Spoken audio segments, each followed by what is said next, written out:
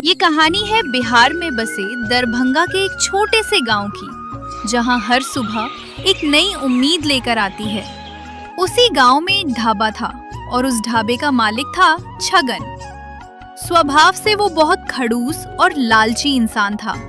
उसे सिर्फ पैसों से मतलब था। एक दिन एक गरीब बूढ़े बाबा छगन के ढाबे पर आए। उनके कपड़े पुराने थे और चेहरे पर भूख साफ दिखाई दे रही थी। अरे बेटा, मैंने कई दिनों से कुछ खाया नहीं है, मुझे कुछ खिला दो, भगवान तुम्हारा भला करेगा। हाँ बाबा जी, आओ आओ। एक प्लेट मटन दाल चावल सिर्फ 100 रुपए की है।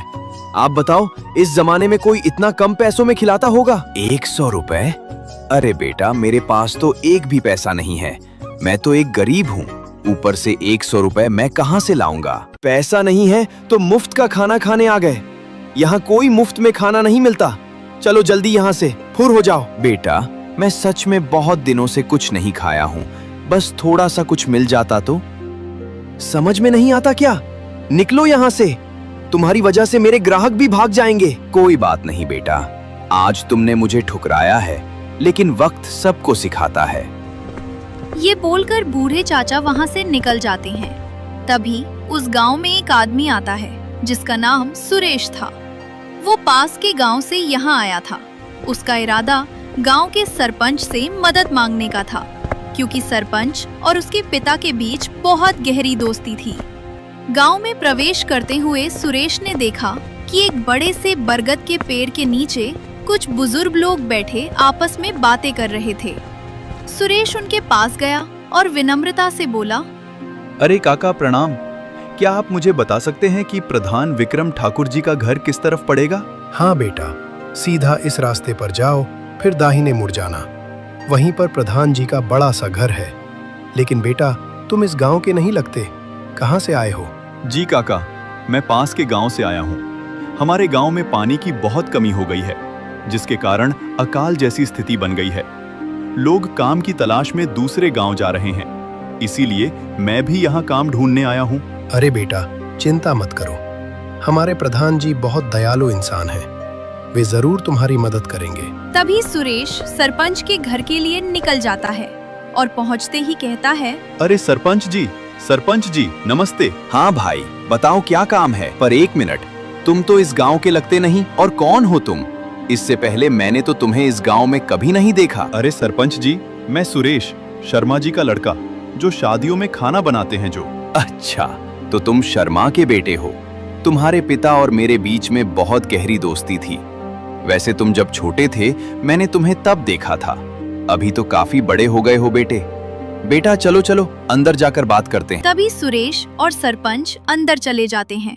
तभी सरपंच कहने लगते हैं, अरे बेटा, अभी तुम्हारे पिताजी की तबीयत कैसी है? उनका शुगर कम हुआ कि नहीं? हाँ सरपंच जी, अभी के लिए तो नियंत्रित है। चलो बढ़िया है। और बताओ, यहाँ कैसे आना हुआ?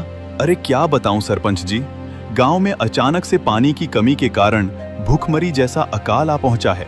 इसीलिए मैं यहाँ काम करने आया हूँ, और पिताजी की तबीयत उतनी खास भी नहीं थी कि उन्हें लेकर आ पाऊं। इसी कारण मैं यहाँ काम करके उन्हें हर महीना पैसा भेजता रहूंगा। सुरेश की बात सुनकर सरपंच हैरान होकर कहता है, अरे, तुम्हारी तो बहुत गंभीर परिस्थिति हो गई है। जी सरपंच जी, लेकिन जैसे ही हालात सुधरेंगे मैं वापस अपने गांव जाकर अपना पुराना काम फिर से शुरू करूंगा। चिंता मत करो बेटा, बताओ मैं तुम्हारी क्या मदद कर सकता हूँ? सरपंच जी, अगर मुझे रहने के लिए कोई जगह और कोई काम मिल जाए तो आपकी बहुत कृपा होगी। देखो बेटा, तुम्हें अपने पिता की तरह खाना बनाना तो आता ही होगा। इस गांव में एक ढाबा है जहां तुम्हें काम मिल सकता है। वहां काम करते हुए तुम गांव वालों को भी समझ पाओगे। बाद में अगर तुम्हारा मन करे तो अपना खुद का ढाबा भी खोल सकते हो। जी सरपंच जी, मैंने आते वक्त एक ढाबा देखा था। हाँ बेटा, वही ढाबा, लेकिन ध्यान रखना, उसका मालिक बहुत लालची और घमंडी इंसान है, उससे थोड़ा सावधान रहना। जी सरपंच जी, मैं इस बात का ध्यान रखूंगा। अगली सुबह होते ही सुरेश छगन के ढाबे पर पहुंच जाता है और कहता है, अरे भैया, मैं झारखंड से आया हूँ, आपके यहाँ कोई रसोइया की जरूरत है क्या भैया? हाँ भाई हाँ, रसोइया की एक जगह तो खाली है, पर तुम्हें क्या क्या बनाना आता है? क्योंकि हमारे यहाँ तो बस मटन और दाल भात मिलता है। अरे भैया, मैं और मेरे पिताजी शादियों में खाना बनाया करते थे। मुझे झारखंड का प्रसिद्ध मटन करी, मसालेदार चिकन मसाला और घर जैसा स्वादिष्ट दाल तड़का भी बनाना आता है। एक बार मेरे हाथ का खाना खाकर तो देखिए, उंगलियां चाटते रह जाओगे। ठीक है, तो फिर एक काम करो, आज का मटन करी और दाल चावल तुम बनाओगे। अगर लोगों को पसंद आई तो तेरी नौकरी पक्की समझना, वरना यहाँ से कल्टी मार लेना। ठीक है भैया, आप बस देखते रहिए मेरे हाथों का जादू। तभी सुरेश खाना बनाना शुरू कर दिया। मटन, मसाले, धनिया, लहसुन, करी पत्ता और सरसों का तेल का इस्तेमाल करके सुरेश ने झारखंड विशेष मटन करी और दाल तड़का बनाना शुरू कर दिया। कुछ ही देर में उसका बनाया हुआ व्यंजन तैयार हो गया, जिसकी खुशबू बहुत अच्छी आ रही थी और हवा में चारों तरफ फैल रही थी। तभी खुशबू सूंघकर किशोर बोलने लगा। अरे वाह सुरेश, क्या खुशबू आ रही है! मुझे तो खुशबू सूंघकर ही खाना खाने का मन कर रहा है। वाह सुरेश, तुम्हारे हाथों में तो सच में जादू है। अभी बस लोगों को एक बार पसंद आ जाए तो तुम्हारी नौकरी पक्की समझो। कुछ ही देर में खुशबू सूंघते हुए उसके पास ग्राहक आने लगे। अरे क्या लाजवाब खुशबू आ रही है! मुझे तो दूर से ही खुशबू आना शुरू हो गया था। और भैया, आज क्या विशेष बनाया है जो इतना खुशबू दे रहा है? अरे वो नया लड़का आया है ना अपने गांव में, उसी ने आज सारा खाना बनाया है। मटन करी और झारखंड विशेष दाल तड़का। आप लोग एक बार खाकर देखो, फिर बताना कैसा लगा। तभी छगन दोनों को एक एक प्लेट मटन और दाल भात परोस देता है और दोनों बड़े मजे से खाने लगते हैं और खाने के बाद कहते हैं, वाह भाई सुरेश, तुमने तो कमाल कर दिया। इतना बेहतरीन मटन करी मुंह में जाते ही घुल जा रहा है। आज तो तुमने दिल खुश कर दिया। और ये दाल, ओ हो, ये तो अनोखा स्वाद दिया है तुमने। मजा आ गया। क्या क्या डालते हो भैया इस दाल में कि इतना लाजवाब बनता है? अरे काका, आपको किसी और दिन बैठकर आराम से बताऊंगा। बस आप लोगों को पसंद आ गई, मुझे बहुत अच्छा लगा। ठीक है सुरेश, तो तुम्हारी नौकरी पक्की समझो। ग्राहकों को तुम्हारा बनाया हुआ खाना पसंद आ गया। हाँ, और कल से तुम सुबह सुबह आकर खाना बनाना शुरू कर देना। पर तुम्हें महीने के 6,000 रुपए ही दूंगा। फिर धीरे धीरे तुम्हारी तनख्वाह भी बढ़ाते जाऊंगा। ये सब बात सुनकर सुरेश मन ही मन खुश होने लगता है और घर आ जाता है और मन ही मन बात करने लगता है। वाह, 6,000 रुपए! अगर 2,000 रुपए मेरे खर्च में चले गए तो बाकी 4,000 रुपए मैं अपने माता पिता को भेज सकूंगा। अब उनकी जिंदगी भी थोड़ी आसान हो जाएगी। अगले दिन सुरेश सुबह सुबह जाकर मटन करी और दाल चावल बनाना शुरू कर दिया। जैसे ही सुरेश ढाबे पर पहुंचकर काम करता, तभी से उसके ढाबे पर भीड़ लगना शुरू हो जाता है। उनमें से एक बोलता है, अरे सुरेश भैया, और कितनी देर भूख से हमारे पेट में चूहे दौड़ रहे हैं और ऊपर से ये लाजवाब खुशबू सूंघकर और भूख लगना शुरू हो गया है। बस 2 मिनट काका, अभी तैयार हो जाएगा।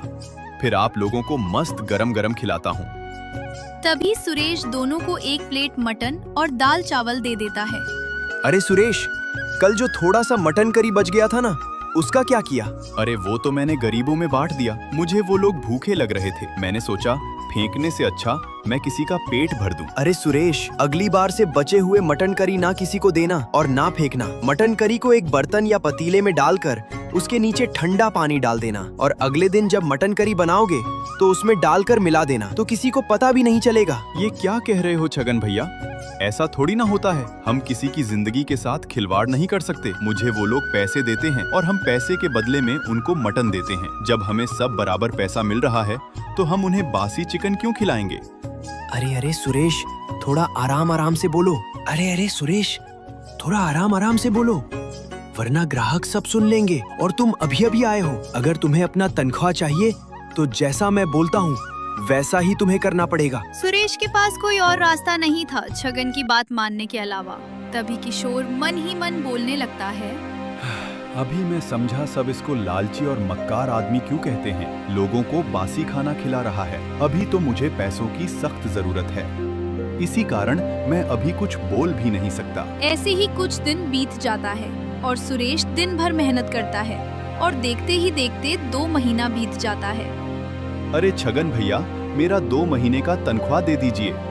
आपने मुझे पिछले महीने का भी अपना तनख्वाह नहीं दिया है। अगर आप ऐसे ही करते रहेंगे तो मुझे जबरदस्ती काम छोड़ना पड़ेगा। तभी छगन सोचने लगता है, अरे ये क्या बोल रहा है ये? अगर ये काम छोड़ेगा तो अपना खुद का दुकान खोल लेगा और ऊपर से पूरे गांव वालों के मुंह में इसके बनाए हुए मटन करी और दाल तड़का बैठ गया है और सब इसके पास ही चले जाएंगे। ऊपर से ये तो मेरे हाथ की सोने वाली अंगूठी है, इसे कैसे जाने दूं? अच्छा ठीक है सुरेश, आज शाम को मेरे घर पर आकर पैसे ले लेना। और हाँ छगन भैया, मैं ये भी बोल रहा था कि अगले महीने से मेरा पगार भी बढ़ा देना। अरे इतना पैसा का क्या करोगे भाई? जितना पैसा मिल रहा है उससे तो घर चल ही रहा है ना। तो अरे छगन भैया, मैं बस मजबूरी में काम कर रहा था, वरना हम इससे ज्यादा पैसा 2 शादी में खाना बनाकर कमा लेते हैं। अच्छा अच्छा ठीक है। देखते ही देखते शाम हो जाती है। तभी छगन सुरेश से कहता है, अरे सुरेश, ये लो तुम्हारे 2 महीने के पैसे।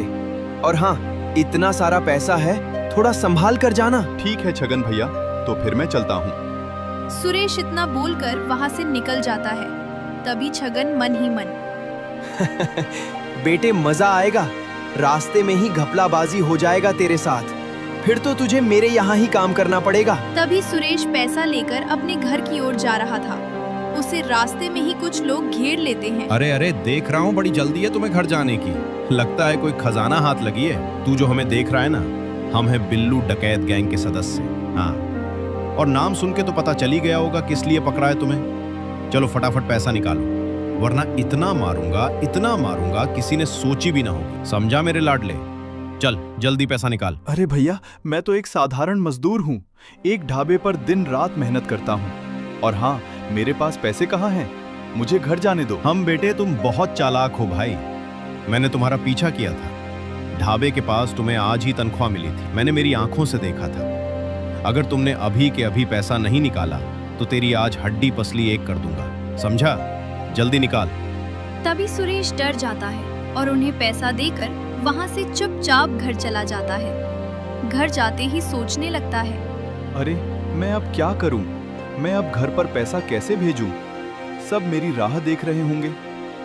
एक काम करता हूं, सरपंच के यहाँ जाकर जो हुआ सब बताता हूं। देखते हैं मेरी कुछ मदद कर सकते हैं कि नहीं। तभी सुरेश सरपंच के यहाँ निकल जाता है और सरपंच के घर पर पहुँचते ही बोलने लगता है, सरपंच जी, मुझे आपकी मदद चाहिए।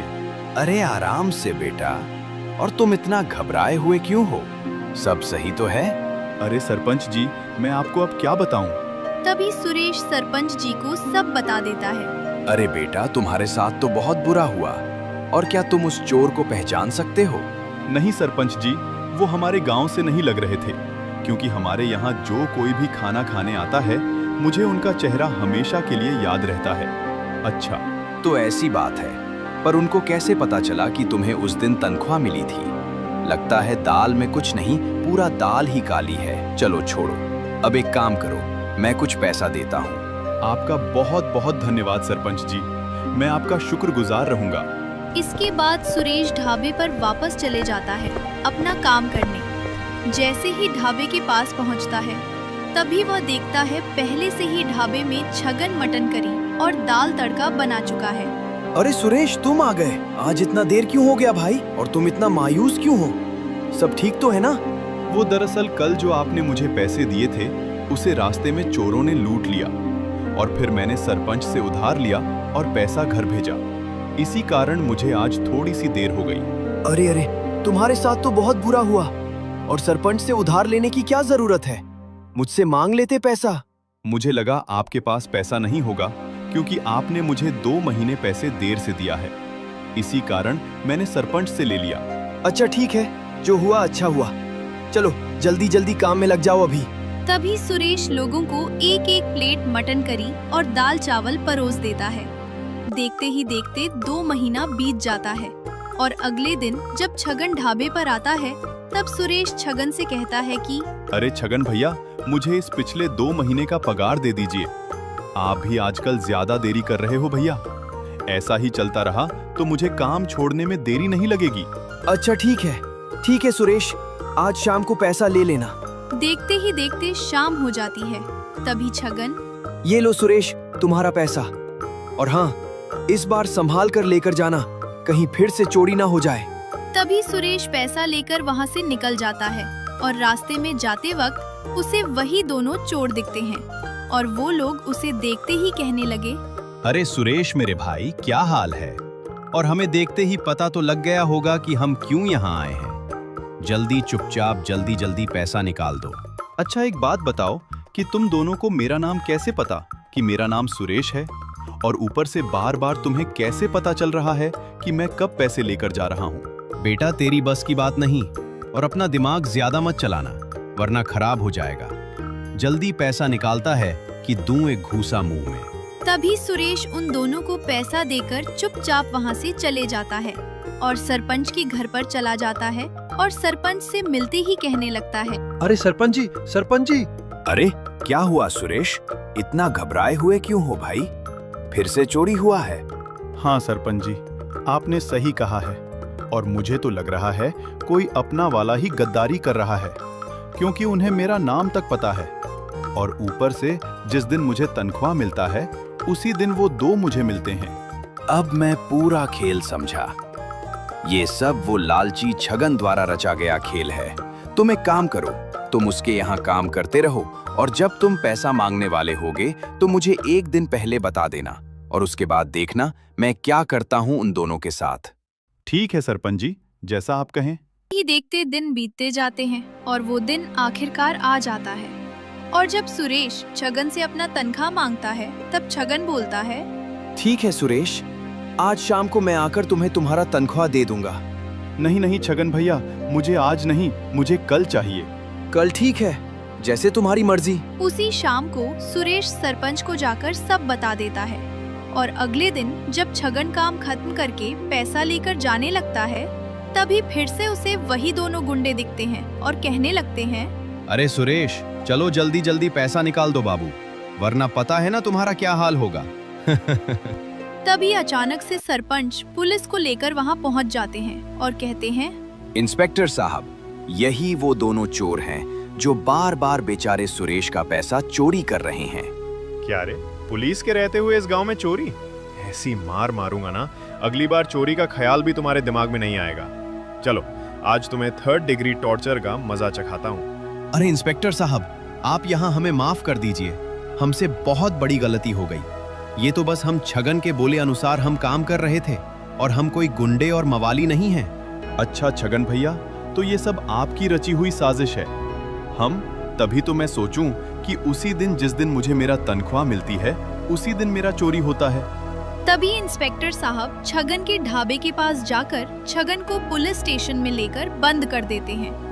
तो बच्चों, हम इस कहानी से ये सीखते हैं कि लालच और बेईमानी का अंत हमेशा बुरा होता है, जबकि ईमानदारी, मेहनत और सही समय पर सही लोगों की मदद लेने से सच की जीत जरूर होती है और गलत करने वाले को उसकी सजा अवश्य मिलती।